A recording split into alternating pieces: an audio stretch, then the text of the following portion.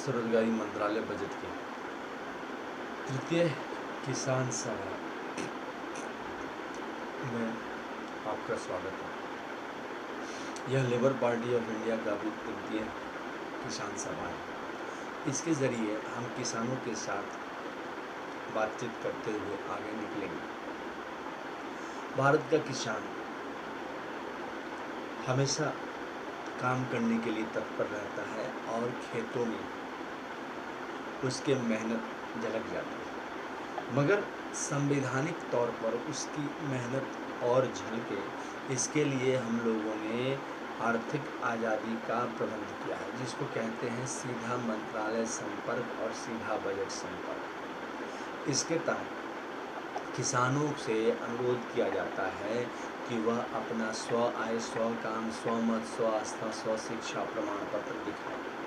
अब इतना उनको दिखाने की ज़रूरत नहीं पड़ती है, क्योंकि हम लोगों ने एक फिजिकल क्रेडिट टेबल बनाया है। एक बार आपको अपना एजुकेशनल सर्टिफिकेट ले जाकर दिखाना है और आपकी कमाई को हम लोग एक एजुकेशनल सर्टिफिकेट के ज़रिए आंका गया है। एजुकेशनल सर्टिफिकेट के ज़रिए आंकने का मतलब ये हुआ कि एक व्यक्ति अगर पढ़ा लिखा है तो उसका कितना per day physical credit veg होना चाहिए, जिस पर कितना सैलरी बनना चाहिए, और एक जो अनपढ़ है उस पर कितना बनना चाहिए फिजिकल क्रेडिट वेज। तो यहाँ पर हम लोगों ने व्यवस्था की है कि जैसे इलिटरेट है तो 165 रुपया per day physical credit veg बनता है। अगर वो लिटरेट है यानी कि अक्षर का ज्ञान है तो 180 रुपया पर डे बनता है। तो जो 165 रुपया का जो पर डे बनता है तो उस पर बनता है सैलरी 2500 रुपया। ऐसा इसलिए बनता है क्योंकि उस पर 10% pension, 10% gratuity, 10% provident fund, 10% dearness दिए जाते हैं और 10% मिनिस्ट्री बेनिफिट। इस प्रकार से 5 बेनिफिट जो है उसको हाफ कैश में परिवर्तित कर देते हैं।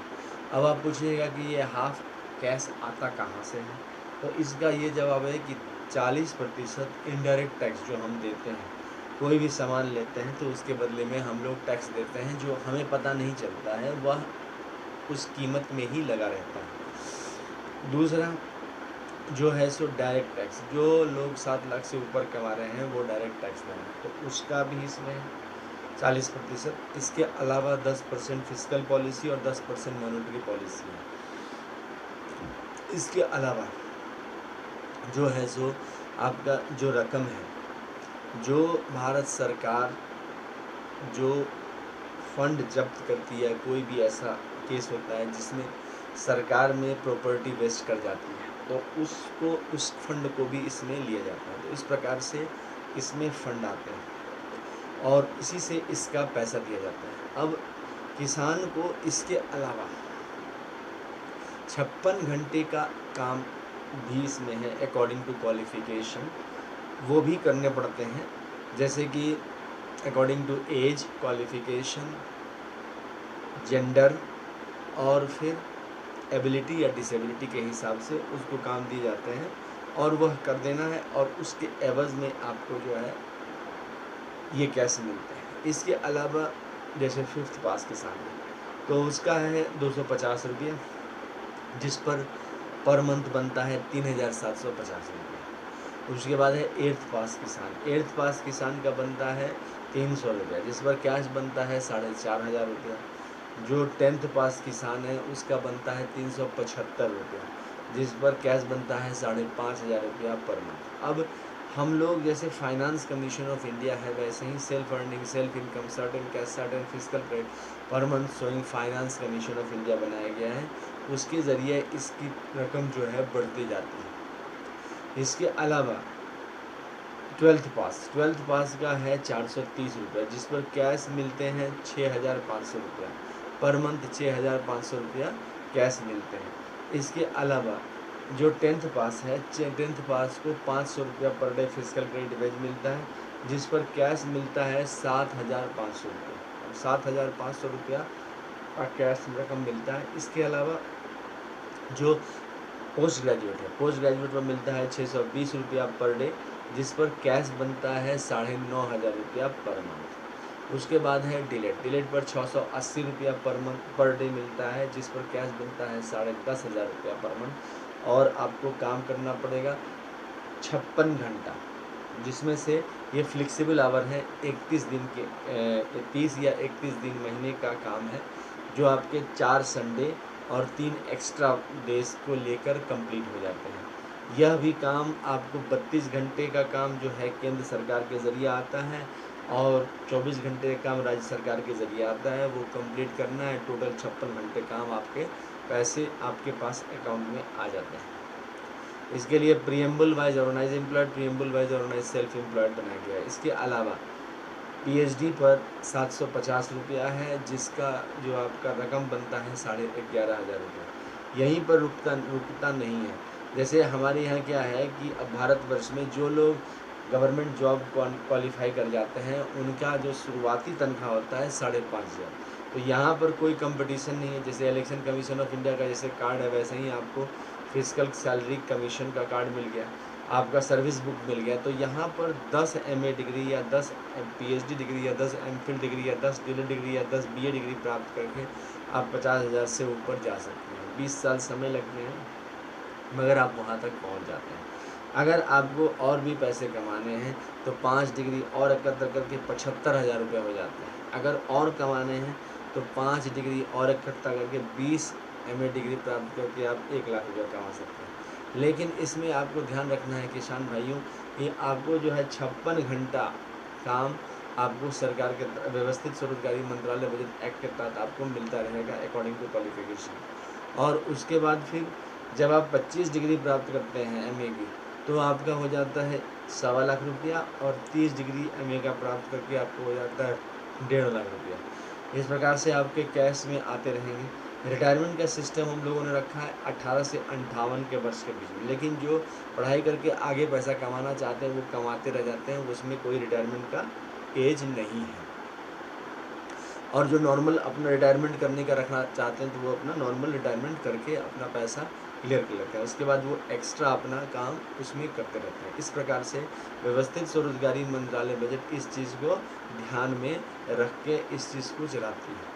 अच्छा, इसके अलावा जो है सो किसान सभा में इस बात का भी दृष्टिगोचर किया गया है कि जैसे जो किसान कभी ऐसा हो जाता है कि एज हो जाता है, रिटायरमेंट हो जाती है, अब जो है उनके बाल बच्चे बाहर हैं, तो वो अपना जो है खेत व्यवस्थित स्वरोजगारी मंत्रालय बजट के किसान शाखा को दे सकते हैं खेती करने के लिए। साल में इसकी रिन्यूअल होती है, और इसमें जो है 1360 स्क्वायर फीट का एक लिया जाता है एरिया, जिस पर जो है सो सालाना 1,500 रुपया दिया जाता है।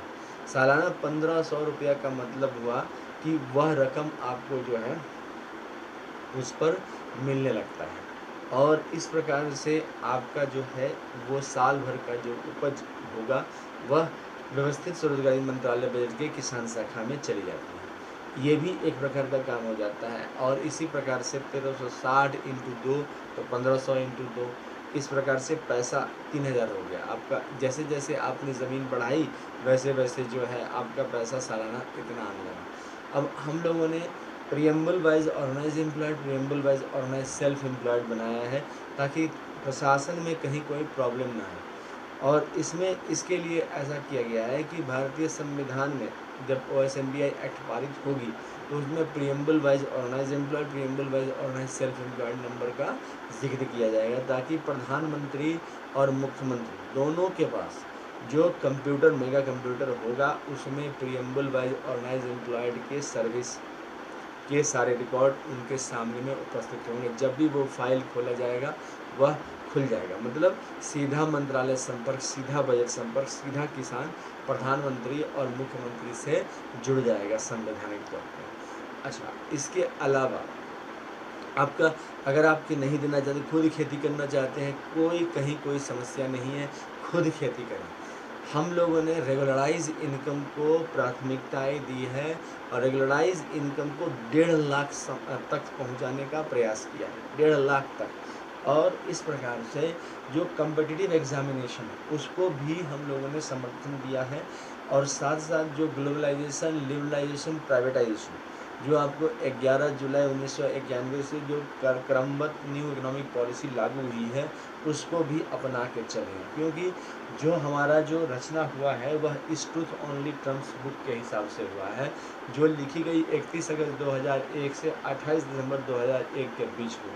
भारत में जब 100 करोड़ की आबादी हो गई थी और उसके हिसाब से ज़रूरतें बदल गई थी और रोज़गार की समस्या बहुत जटिल हो गई। तो यह किताब जो है ओम नमः शिवाय पब्लिकेशन प्रेस मैगजीन के द्वारा छापा गया है। अमितेश्वर झा, अमित कुमार झा का लिखा हुआ किताब है और इसकी कीमत है 651 रुपये।